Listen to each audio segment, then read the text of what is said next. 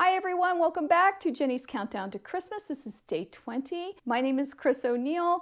I'm so glad you're here, like always, and I hope you're having a wonderful week in this final week before Christmas. I hope you're all getting ready. Okay, so yesterday we got the perpetual calendar. I did find one online that's a lot like this one. Let me open it up here. It's got all these little thingies, flaps. And I found this one on Amazon that looks a lot like this particular one, which to my surprise was $13. That's what I'm putting the value at. Now I know I didn't give you a grand total yesterday, totally forgot. So with the duck purse, which I think I have here, yes.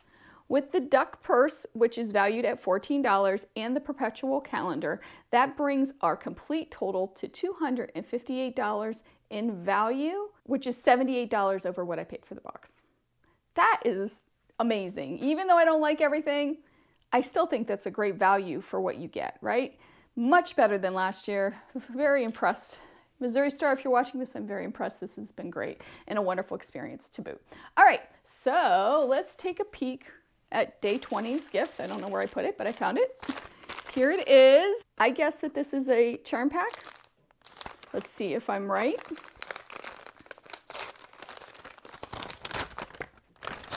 It is. Ooh, oh, it's Kona Cottons, and it's a rainbow of different colors. Oh my goodness, I love this. 42 pieces. This is a great item. Yay! It makes me wonder if maybe tomorrow's gift is a pattern. That's what they tend to do. You can see, look at all the pretty colors. Look at them all. I love it. Oh, so excited. So excited. This is a great item. Let's take a guess at what tomorrow's is. Day 21. Oh. Okay, it's flat. I'm thinking there's a pattern in here. There's more than one thing. I wonder if we got one of those sleeves. Maybe with the pattern, since we already got the binder. That might be what I feel in here.